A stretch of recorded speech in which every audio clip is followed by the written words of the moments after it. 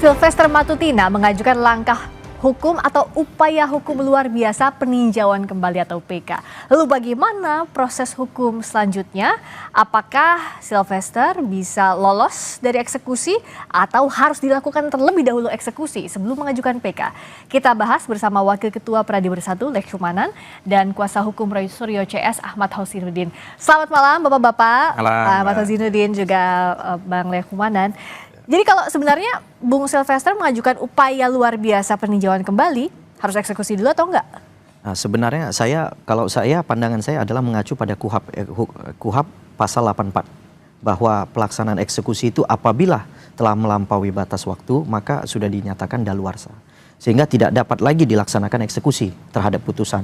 Jadi pasal 84 itu adalah bahwa putusan pengadilan itu kurang lebih kalau nggak salah saya 1,5 tahun, kemudian ditambah 1/3 itulah masa daluarsanya. Dan itu sudah lewat karena 6 tahun sudah tidak dilaksanakan eksekusi sehingga menurut saya itu sudah lampau dan sudah tidak bisa dilaksanakan eksekusi. Meskipun sudah inkrah van geweest, artinya sudah berkekuatan hukum tetap, bisakah itu menghalangi eksekusi dengan alasan daluarsa tadi, Bang Hosinuddin? Ya, saya menjelaskan yang pertama, Saudara Sylvester Matutina itu dalam kondisi terkena banjir bandang besar, air bah yang besar.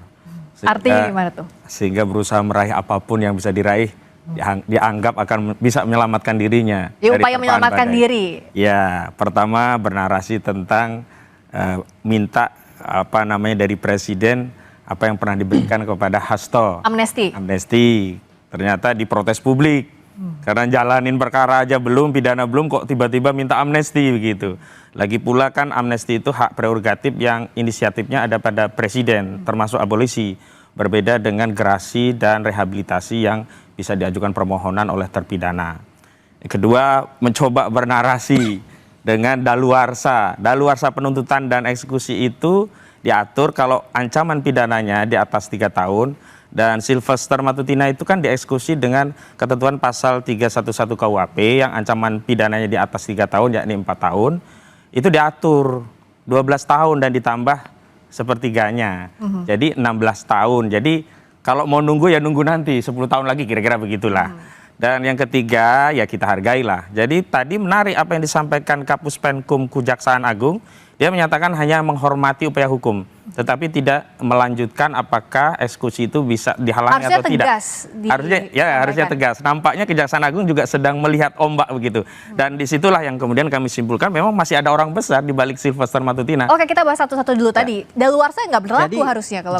Nah ini pemahaman hukum yang menurut saya salah. Kenapa? Mungkin saya bacakan saja biar jelas gitu. Jadi masyarakat juga jelas sebenarnya apa sih pasal 84 itu. Oke, saya bacakan sama-sama pasal. Harus punya dasar hukumnya. Iya dong, artinya kenapa kejaksaan tidak melaksanakan eksekusi? Kan kejaksaan adalah lembaga negara, nggak boleh dong kita ajak dia untuk tabrak aturan, kan begitu kan? Ujung tombak daripada kejaksaan adalah KUHP, sehingga kejaksaan wajib menghormati KUHP. Oke, saya bacakan pasal 84 ayat 1. Kewenangan menjalankan pidana hapus karena daluarsa. Ayat 2-nya, tenggang daluarsa mengenai semua pelanggaran lamanya 2 tahun, mengenai kejahatan yang dilakukan dengan sarana percetakan lamanya 5 tahun, dan mengenai kejahatan-kejahatan lainnya. Oke? Lamanya sama dengan tenggang daluarsa bagi penuntutan pidana ditambah 1/3.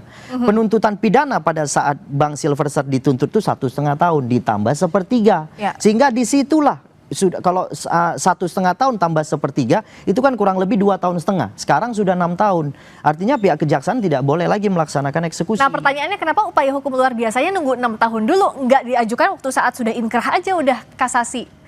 Nah, kalau itu saya berpulang pada Bang Sylvester ya. Kenapa ya? Ya kan karena apa kan sengaja saya kan menunggu ada alasan daluarsa dulu baru mengajukan PK? Ya bisa juga. Menghindari hukum? Menghindari hukum bisa juga gitu. Artinya bukan kita menghindari hukum. Sebenarnya kita kan ada, Pak Sylvester kan ada di Jakarta aja, nggak ada kemana-mana gitu. Ya kan, jadi tidak dilaksanakan eksekusi, kita nggak bisa pastikan kenapa. Tapi faktanya kita tidak melarikan diri ya. Pak Sylvester tidak pernah melarikan diri, ada di Jakarta. Ya kan, sebenarnya anytime itu ada. Ya kan, dimanapun bisa ditemuin intinya. Cuman ketika tidak dilaksanakan eksekusi, saya melihat udah sampai sepanjang ini tiba-tiba mungkin teman-teman ini mendorong, akhirnya kemudian diangkat kembali berita itu. Oke, soal daluarsa tadi setuju? Ya, memang ada perbedaan pandangan. Kalau kami tetap mengacu kepada pasal 78 KUHP dan memang ada perbedaan pandangan, silahkan saja. Tetapi yang jelas negara tidak boleh kalah. Jadi kalau negara lalai pada saat sebelumnya tidak segera mengeksekusi, saatnya hari ini negara mengambil sikap untuk menunjukkan marwah negara bahwa ada institusi yang berwenang untuk mengeksekusi. Ada ya tindakan yang tidak membiarkan seorang ya terpidana berkeliaran kemana-mana, sehingga setidaknya ini akan mengobati luka publik terhadap ya keadilan yang tercerabut dari akarnya pada seorang yang sudah terpidana tapi bisa kemana-mana. Belum lagi dia mendapat jabatan sebagai komisaris BUMN. Ini kan rentetan suatu peristiwa yang sangat menjatuhkan marwah hukum ya. Saya tidak bicara lagi soal kepentingan Pak Yusuf Kalla, walaupun sangat ya aneh sekali seorang Yusuf Kalla saja bisa dikesampingkan, apalagi kalau yang difitnah itu hanya seperti saya misalnya begitu. Yang kedua, soalannya hari ini kan mereka kalau memang ya merasa PD tidak bisa dieksekusi, tidak perlu mengajukan upaya hukum PK begitu. Ini kan berarti rentetan peristiwa yang mencoba mengais-ngais ya pertahanan hukum untuk menghindari eksekusi dari tindakan yang sebelumnya dia mengaku akan taat hukum. Sebelumnya klien kami selalu dituduh, ayo taat hukum, kamu sebentar lagi tersangka, kamu lagi sebentar lagi terpidana. Ternyata saudara Sylvester Matutina yang sudah terpidana, yang harusnya ada kewajiban hukum untuk menjalankan, terlepas. Ada dua ya. Ada secara subjektif dia mengajukan ya eksekusi secara sukarela, serahkan diri di borgol, maka dia akan dikenang sebagai seorang kesatria yang taat hukum. Atau yang kedua memang jaksa penuntut umum untuk melakukan eksekusi, dan kami sudah merencanakan apa itu?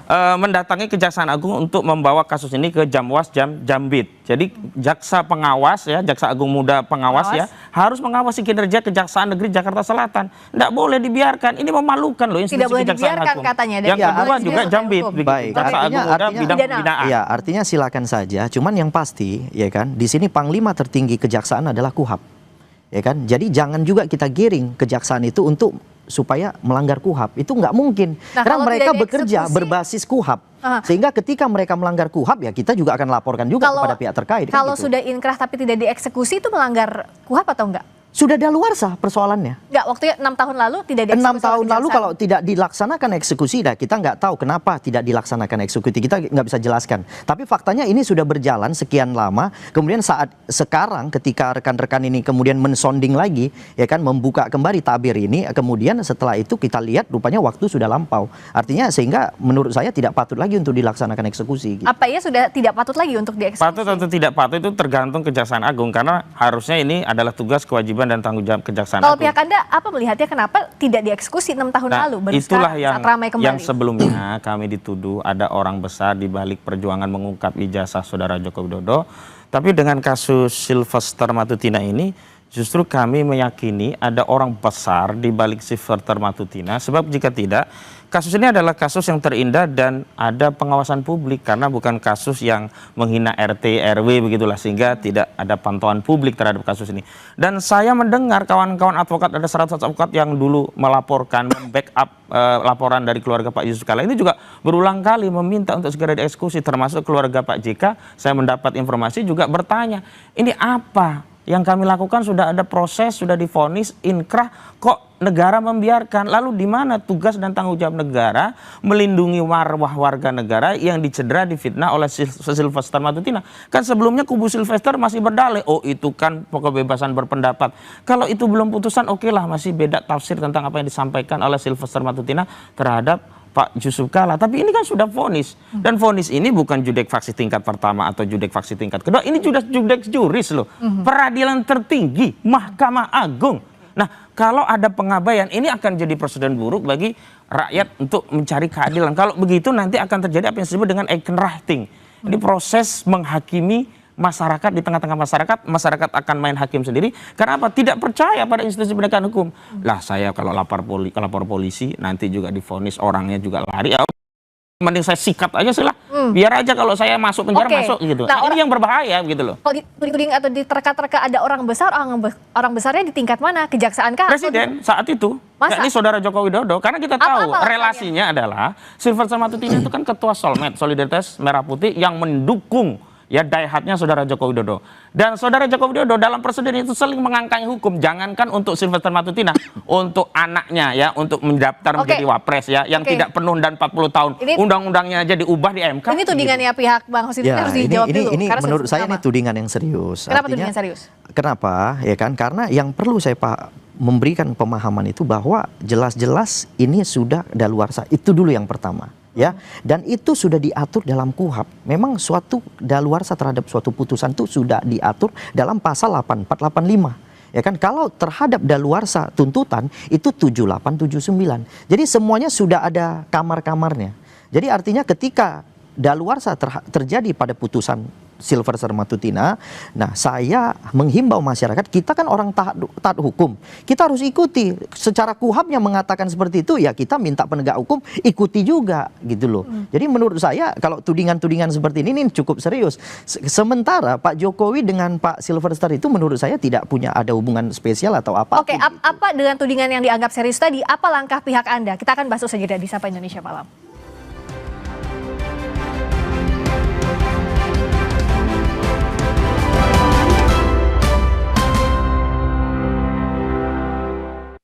Masih di Sapa Indonesia Malam, Kapus Penkum Kejagung Anang Supriyatna menyatakan sidang PK yang diajukan terpidana Sylvester Matutina sudah terjadwal pada 20 Agustus 2025.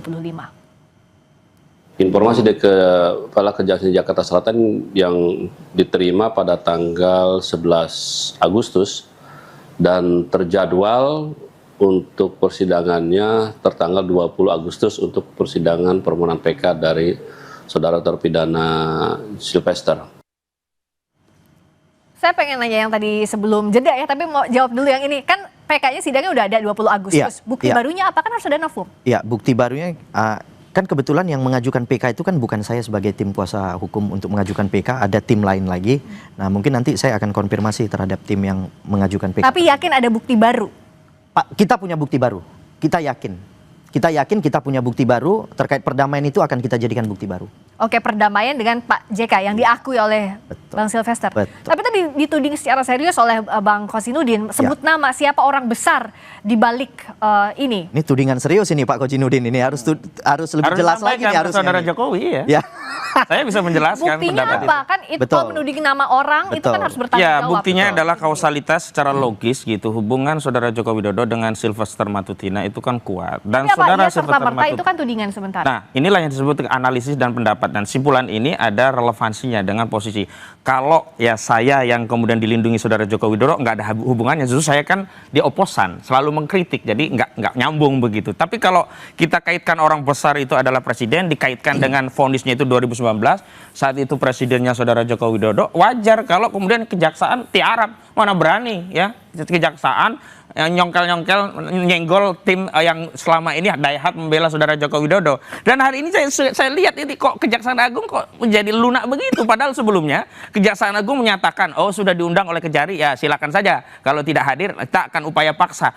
Jadi kita kembali lagi diminta rakyat ini ya taat hukum, sementara Kejaksaan Agung sudah jelas tidak taat hukum, tidak menjelaskan eksekusi. Terpidana lari kemana-mana sudah jelas tidak taat hukum. Kok sekarang rakyat kita disuruh melihat tontonan taat hukum? Ini yang berbahaya bagi negara kita. Artinya begini, mungkin awalnya belum lunak ya kan, tapi setelah itu kan kami juga membentuk tim hukum yang kemudian berusaha berkomunikasi dengan kejaksaan bahwa apabila kejaksaan melaksanakan eksekusi ini tabrak aturan gitu.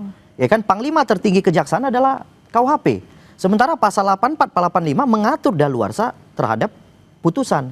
Sehingga apabila tetap dipaksakan suatu eksekusi tersebut terhadap saudara Sylvester Matutina, itu jelas kami akan lakukan langkah hukum terhadap kejaksaan. Nah, kalau tadi tudingannya bahwa ada relasi Bang Sylvester dengan mantan presiden, itu kalau masuk akal atau terlalu jauh, itu terlalu jauh. Kenapa terlalu jauh? Kenapa nggak masuk akal? Yang pertama, tidak pernah ada korelasi antara Pak Jokowi dengan Sylvester Matutina. Meskipun relawan. Meskipun relawan, karena kita tahu selama Pak Jokowi menjabat, Sylvester itu tidak pernah memperoleh jabatan apapun dan tidak pernah mengharapkan jabatan apapun dari presiden kita Joko Widodo. Nah, hanya sekarang Pak Sylvester itu memperoleh jabatan melalui Pak Prabowo, itu saja. Jadi saya rasa sangat jauh sekali tudingan-tudingan dari saudara Kozinudin. Kayak tadi bisa dibawa ke ranah hukum atau enggak? Ya pastinya kita akan mempertimbangkan. ya kita akan mempertimbangkan untuk mengambil langkah hukum. Konsekuensinya diterima nggak? Jawaban klasik mempertimbangkan. Dan tafsiran tentang apa yang saya sampaikan sebagai pendapat dari simpulan itu tidak bisa disanggah oleh orang lain kecuali Saudara Joko Widodo sendiri. Dan saya berharap Saudara Joko Widodo merespon apa yang saya sampaikan bahwa orang besar di balik Sylvester Matutina itu adalah Saudara Joko Widodo. Jadi Saudara Joko Widodo jangan mengumbar narasi publik di belakang klien kami ada orang besar. Sementara hari ini kita tahu Sylvester Matutina sudah harusnya dieksekusi tapi tidak bisa dieksekusi. Dan sekarang kalau kita lihat, ini kan jaksa seolah-olah di ultimatum ya. Nah menurut saya jaksa lebih baik mengorbankan Sylvester Matutina daripada institusi kejaksaan. Kalau mengeksekusi Sylvester Matutina dianggap akan melanggar hukum begitu. Apa yang dilakukan oleh kejaksaan hari ini sudah melanggar hukum. Apa? Tidak menjalankan eksekusi. Akan banyak orang yang diperiksa. Loh, ada dua kesalahan. Pertama, membiarkan ya kewenangan untuk mengeksekusi itu tidak dilakukan. Yang kedua, membiarkan ya terpidana itu kemana-mana. Ini kan akan jauh lebih besar dampaknya ketimbang mengeksekusi Sylvester Matutina. Tudingan tadi perlu dijawab langsung oleh Pak Jokowi atau nggak usah? Ya saya rasa sih nggak perlu ya, nggak perlu lagi dijawab sama Pak Jokowi. Meskipun tudingannya dianggap serius. Karena yang tadi saya sampaikan bahwa selama Pak Jokowi memimpin 2 periode, Sylvester Matutina tidak pernah memperoleh jabatan apapun. Sehingga perlu saya simpulkan bahwa Pak Jokowi tidak pernah punya dukungan penuh terhadap Sylvester Matutina, itu jelas, ya kan? Kemudian Sylvester Matutina pernah membantu dalam kampanye Pak Prabowo dan Gibran, itu saja. Kemudian Pak Sylvester itu merupakan wakil TKN, tim pemenangan Prabowo Gibran. Itu saja. Jadi di eranya Pak Jokowi sama sekali nggak pernah. Meskipun disebut-sebut tadi dapat jabatan komisaris juga. Nggak pernah. Selama Pak Jokowi yang memimpin, kalau sekarang itu kan pertimbangannya berbeda. Itu kan langsung diberikan oleh Pak Presiden. Sehingga pertimbangan berbeda. Tapi kalau dengan Pak Jokowi nggak ada hubungannya? Tidak ada hubungannya sama sekali. Tidak ada hubungannya sama sekali dan jauh sekali kalau itu. Dianggap tadi bisa mengontrol langsung kejaksaan? Nggak bisa. Tidak ada institusi manapun yang bisa dikontrol atau diintervensi. Ya kan? Siapapun tidak bisa mengintervensi penegakan hukum. Tapi faktanya yang mengintervensi penegakan hukum itu adalah KUHAP menurut saya. Karena kenapa? KUHAP pasal 8485 itulah yang melindungi Sylvester Matutina. Karena kenapa? Pihak kejaksaan harus taat terhadap KUHAP. Kalau ketika kejaksaan tidak taat kepada KUHAP, wah udah kacau republik ini. Babak belur udah nih republik. Kejaksaan harus taat kepada KUHAP kalau menurut Bang Leshumanan kan harusnya nggak usah dieksekusi, ya jalanin aja. Kejaksaan sudah melanggar KUHAP karena tidak melakukan eksekusi sejak putusan itu diterima. Karena KUHAP-nya pasal 84 itu daluarsa, putusan itu dulu kenapa tidak dilakukan? Berarti kan terjadi pelanggaran. Jangan sampai kejaksaan menjadi tumbal Sylvester Matutina dan jangan sampai upaya penegakan hukum di Indonesia morat-marit kacau balau hanya karena tindakan kejaksaan yang membiarkan terpidana kemana-mana. Dan saya mau tegaskan ya terkait orang besar di balik Sylvester, sehingga kita semua ini kan jadi kena kotoran dari Sylvester Matutina ini. Kita harus bersih-bersih nih. Negara ini harus bersih-bersih dari kotoran Sylvester Matutina yang mencederai proses penegakan hukum. Tadi saya katakan orang besar itu adalah Saudara Joko Widodo. Dan tafsiran penyangkalan itu tidak bisa muncul kecuali pada dua hal.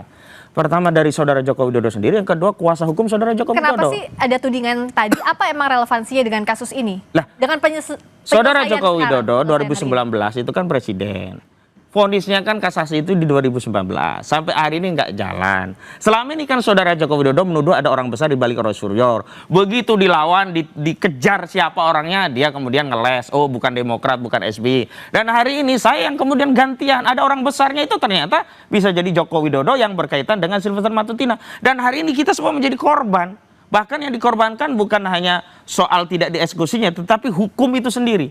Sistem dari hukum itu sendiri rusak. Hari ini berantakan semua. Akhirnya orang punya anggapan, ya kalau negara saja tidak mentaati apa yang menjadi tugas, kewenangan dan tanggung jawabnya untuk mengeksekusi melalui kejaksaan, lalu apa dasarnya kita diminta untuk mentaati proses Bang Leshumanan dijawab dong tudingan yang tadi.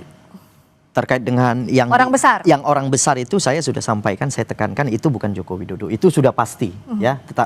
Tetapi karena mungkin rekan-rekan ini selalu mengarahkan kepada Pak Joko Widodo, ya itu silakan saja. Kalaupun misalnya tadi mempertimbangkan untuk ngambil langkah hukum, semakin luas nggak, semakin lebar nggak kasus ini, perlu atau enggak? Ya makanya kan gini, kalau saya sarankan ambil langkah hukum, ya, kita pasti akan ngambil langkah hukum kalau begitu. Tapi yang harus mengambil langkah hukum Saudara Joko Widodo, karena kepentingan saya hanya dengan Saudara Joko Widodo. Ya. Balik lagi, dia lagi. Betul. Sekarang yang kasus ini aja belum selesai oleh Saudara Joko Widodo. 311310. Kemudian diselundupkan pasal 3235. Motifnya jelas, agar orang yang status tersangka dalam laporan saudara Joko Widodo bisa ditahan karena KUHP mengatur ancaman pidana di atas 5 tahun bisa ditahan. Kalau pasalnya hanya pencemaran, fitnah, merasa direndahkan, ya, merasa dihina-dinakan, itu kan 310, 3111 itu kan di bawah 5 tahun.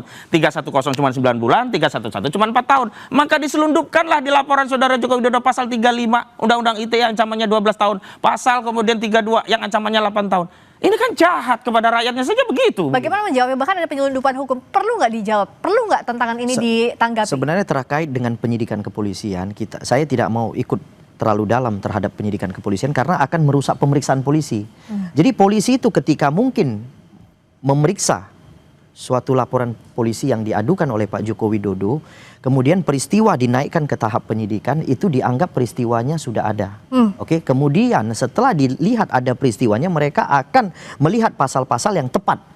Oke. Ya kan, untuk disangkakan kepada para terlapor gitu. Nah, setelah pasal-pasal itu sudah kira-kira tepat untuk disangkakan kepada para terlapor, maka mereka nanti akan memanggil terlapor untuk diperiksa dalam proses penyidikan dan kemudian akan ditetapkan sebagai tersangka.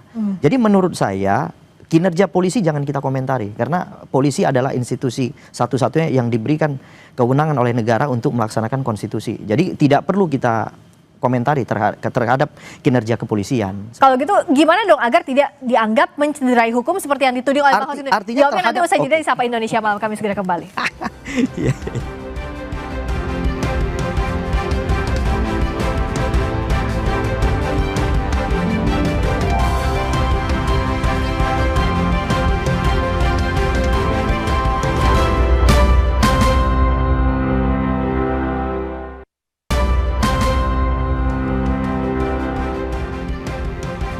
Nah, kalau kinerja kejaksaan dianggapnya sudah benar atau belum kalau dari pihak Anda tadi sebelum terputus? Menurut saya pihak kejaksaan sudah benar. Kenapa? Belum melaksanakan eksekusi karena mereka pasti selalu memerhatikan KUHP, ya kan? Karena mereka itu kerja itu menggunakan tim, sehingga ketika mereka mau melakukan suatu tindakan, mereka akan melaksanakan ekspos. Dalam ekspos itulah nanti semua pendapat-pendapat itu diambil, yang kemudian diambil keputusan supaya tidak mengambil langkah yang salah. Nah, kalau sekarang langkahnya dianggap benar kalau kata justru kejaksaan itu sudah terbukti salah. Kenapa membiarkan sejak 2019 inkrah nggak dieksekusi? Dan jangan sampai kejaksaan bikin kesalahan kedua. Jadi kita sudah cukup lah institusi Mahkamah Konstitusi yang legitimasinya runtuh gara-gara memutus vonis perkara 90 yang memberikan jalan tol bagi Gibran. Hubungannya ke sini apa? Nah, sekarang kita lindungilah institusi kejaksaan, jangan sampai seperti MK yang rusak hanya karena menyelamatkan Gibran dengan memaksa mengeluarkan putusan. Ini tendensius nggak ke keluarganya? Oh iya, jelas saya tendensius. Kenapa? Karena rentetannya semua awalnya dari Solo gitu loh. Ini yang menjadi soal. Termasuk siapa Sylvester Matutina ini kan awalnya ya, dia yang selalu menuding Roy Suryo di dan yang lain, kamu pasti tersangka, kamu pasti masuk penjara. Baru kemudian kita ketahui ternyata dia yang sudah status terpidana. Kok bisa ada orang punya status terpidana yang dia melanggar asas presumption of innocence, pada saat yang sama dia sendiri menghindari proses hukum. Nah, kalau kita bicara ya tidak dieksekusi, itu tidak hanya soal kejaksaan yang keliru loh, tetapi ada juga orang yang mau dieksekusi itu pasti mengambil upaya. Nah, upaya inilah yang menyebabkan kejaksaan saat itu tidak bisa menjalankan eksekusi. Nggak mungkin jaksa itu nggak tahu tugas dan kewenangan tanggung jawab. Nggak mungkin kalau nggak tahu tugas dan kewenangannya. Ya, mungkin yang sebelumnya kita nggak tahu ya kenapa penyebab daripada tidak bisa dilaksanakan eksekusi. Tapi faktanya yang karena ini hari kita bicara memberikan suatu pandangan itu, ya pandangan ini hari yang perlu saya ukur itu adalah bahwa tidak dilaksanakan eksekusi selama 6 tahun itu sudah daluarsa, terhadap putusan tidak dapat lagi dilaksanakan. Balik lagi ke daluarsa. Iya, daluarsa putusan, tuntutan, dan kami simplikasikan bahwa putusan dan tuntutan kan satu paket. Tidak mungkin ada putusan sebelum ada tuntutan. Tapi tafsir ini biarkan saja. Saya ingin mengajak kepada tafsir bernegara kita. Akhirnya rakyat yang akan melihat. Apa iya akhirnya Kejaksaan Agung ya berani mengambil resiko institusi kejaksaan terdelegitimasi hanya gara-gara seorang Sylvester Matutina? Apa iya negara kita kemudian kehilangan ya asa untuk mendapatkan keadilan dan penegakan hukum yang ada kepastian hanya gara-gara ya orang yang sudah terpidana kemudian bermanuver bisa mundur dari 2019 sampai 2025, setelah itu bermanuver lagi, berdalih KUHAP, berdalih mengajukan PK, sebelumnya minta amnesti. Apakah negara akan kalah dengan manuver-manuver seperti ini? Sementara kalau rakyat, tangkap duluan, kadang-kadang hukum juga diterabas. Ini praktik-praktik yang kemudian oleh rakyat sederhana mereka simpulkan, kok nggak adil ya? Kok kami nggak diperlakukan seperti itu ya? Kok ini hanya berlaku kepada orang-orangnya Jokowi ya? Kok kenapa kalau orang-orang kami, tokoh, ulama, aktivis itu langsung ditangkap? Gus Nur dulu langsung dijemput paksa. Ya, Bambang Tri juga dijemput paksa. Itu gara-gara apa? Anda mau bilang tidak ada equality before the law? Itulah. Tidak ada equality before the law, tidak ada rasa keadilan di tengah masyarakat, dan yang paling penting apa? Nggak ada juga kepastian hukum. Apa ya tidak ada equality before the law dan tidak ada kepastian hukum? Contoh kasusnya Bang Sylvester ini. Artinya saya tidak dalam posisi memberikan tanggapan terhadap yang sudah lampau, oke, terhadap yang sudah terjadi, ya kan? Sekarang kan tidak bisa kita meminta pihak kejaksaan untuk mengulang suatu video. Kan tidak mungkin, tapi sekarang kejaksaan ketika mungkin ditegur, nah kemudian mereka memperhatikan KUHAP, bahwa KUHAP itu mengatakan bahwa putusan tersebut telah daluarsa, sehingga patut kita sampaikan kepada publik bahwa terhadap putusan yang daluarsa tidak boleh dilaksanakan lagi eksekusi. Tapi kalau daluarsa harusnya sidang PK-nya nggak dijadwalkan kok. Sidang PK adalah hak semua orang. Ya, siapapun itu boleh mengajukan PK, seperti dulu Jessica Wongso ketika sudah keluar daripada tahanan dia mengajukan PK. Itu jadi PK itu siapapun boleh melaksanakan. Nah, cuman terhadap kejaksaan itu kan putusan kasasi yang harusnya tadinya dieksekusi karena mungkin daripada belum pernah menerima salinan putusan dari pengadilan sehingga mereka tidak bisa melaksanakan eksekusi. Nah, itu yang perlu kita tanyakan adalah kepada Mahkamah Agung. Nah, kalau sekarang sidang PK-nya sudah dijadwalkan 20 Agustus tadi kata kejaksaan. Saya yang khawatir korban Sylvester Matutina bukan hanya kejaksaan. Kenapa? Tapi juga lembaga peradilan. Apabila nantinya misalnya peradilan mengabulkan, entah dengan upaya apa dia bisa memenangkan PK itu. Akhirnya masyarakat kemudian melihat, negara ini bisa dikendalikan sudah oleh berprasangka seorang. Buruk Ya, saya harus seuzon. Karena sekarang saja praktiknya sudah kita prasangka buruk. Kenapa dari 2019 sampai hari ini tidak dieksekusi? Di mana prasangka baik kita kepada aparat penegak hukum? Di mana letak kita harus berprasangka baik dengan penegakan hukum yang seperti ini gitu? Anda pesimistis bahwa sidang PK-nya bukan soal pesimistis, tapi saya mengingatkan bahwa negara ini harus ada marwah. Hukum itu benar-benar harus ditegakkan. Keadilan itu bukan hanya soal keadilan bagi Sylvester Matutina, tapi kita pikirkan juga keadilan untuk Pak Yusuf Kalla, keluarga Pak Yusuf Kalla, keadilan juga bagi seluruh rakyat yang selama ini salah dikit langsung dikejar-kejar, berpendapat sedikit langsung dikejar, pasal pidana sara lah, kebencian, hoak. Untung saja pasal-pasal 14 ayat 1 ini sudah dibatalkan MK. Sebelumnya kalau tidak pasti ini masuk barang ini dengan pasal 14 ayat 1 Undang-Undang Nomor 1 Tahun 46, dan itu yang selalu berulang, dan hari ini mulai pakai modus baru dengan pasal apa? 3532 Undang-Undang ITE. Yang 3532 juga dimasukkan oleh pelapor-pelapor selain Saudara Joko Widodo. Yang tadinya 4, yang selebihnya sudah turun. Tinggal 4, tadinya kan 6, 2 sudah mundur. Dan di semua pasal itu ada pasal 32, 35 yang ini kuat ya. Targetnya adalah hanya untuk bisa menahan. Kenapa? Ancamannya di atas 5 tahun. Saya ingin bicara begini ya. Sudahlah, kita nggak usah berbelit-belit soal hukum. Hukum itu sederhana. Ketika rakyat mampu memahami sederhana, sementara kita aparat membuat hukum itu berbelit-belit dan membuat rakyat semakin jauh panggang dari api tentang cita asa keadilan hukum bagi mereka, saya khawatir rakyat kemudian akan meninggalkan kepercayaan kepada institusi penegakan hukum. Ada jauh panggang dari api sikap penegak hukum yang dianggap oleh Bang Husainuddin. Sikap penegak hukum itu sudah objektif ya, menurut saya sudah objektif. Di dalam penyidikan yang dilakukan oleh Polda Metro Jaya terhadap para terlapor itu juga sudah sangat objektif. Maka mereka ketika dipanggil dalam proses penyidikan itu, kemudian mungkin pengacara daripada terlapor itu mengirimkan surat penundaan, dan itu sudah diakomodir oleh Dirkrim mereka memberikan penundaan hingga mungkin selesai daripada 17 Agustus, yaitu kemerdekaan Indonesia. Jadi artinya penegak hukum itu sudah objektif dalam melaksanakan hukum. Jadi sehingga kita tidak perlu lagi ragu terhadap penegakan hukum. Karena semuanya itu akan sama. Posisi siapapun itu di Republik ini sama posisinya. Siapa yang bersalah ya pasti dinyatakan bersalah, siapa yang tidak bersalah pasti dinyatakan tidak bersalah. Terhadap kasus Sylvester Matutina perlu saya tegaskan di sini sudah ada perdamaian. Sehingga perdamaian itulah mungkin nanti diajukan sebagai novum PK gitu. Jadi ketika sesuatu yang sudah dilakukan perdamaian, menurut saya sudah tidak perlu lagi digoreng ke kanan ke kiri. Soal perdamaian ini bisa meniadakan pidana dan eksekusi? Tidak bisa.